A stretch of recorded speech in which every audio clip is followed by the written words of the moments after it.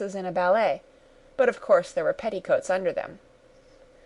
The strangest figures we saw were the Slovaks, who were more barbarian than the rest, with their big cowboy hats, great baggy, dirty white trousers, white linen shirts, and enormous heavy leather belts, nearly a foot wide, all studded over with brass nails. They wore high boots with their trousers tucked into them, and had long black hair and heavy black moustaches. They are very picturesque, but do not look prepossessing. On the stage they would be set down at once as some old Oriental band of brigands.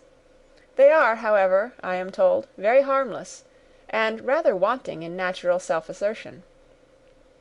It was on the dark side of twilight when we got to Bistritz, which is a very interesting old place. Being practically on the frontier, for the Borgo Pass leads from it into Bukovina, it has had a very stormy existence, and it certainly shows marks of it. 50 years ago a series of great fires took place, which made terrible havoc on 5 separate occasions. At the very beginning of the 17th century it underwent a siege of 3 weeks, and lost 13,000 people, the casualties of war proper being assisted by famine and disease.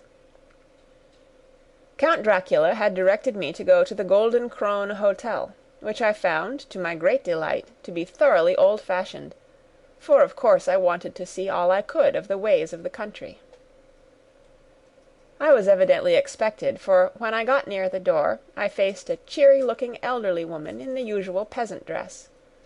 White undergarment, with a long double apron, front and back, of coloured stuff, fitting almost too tight for modesty. When I came close, she bowed and said, "The Herr Englishman?" "Yes," I said, "Jonathan Harker." She smiled and gave some message to an elderly man in white shirt-sleeves, who had followed her to the door. He went, but immediately returned with a letter. "My friend, welcome to the Carpathians. I am anxiously expecting you. Sleep well tonight. At 3 tomorrow the diligence will start for Bukovina. A place on it is kept for you. At the Borgo Pass my carriage will await you, and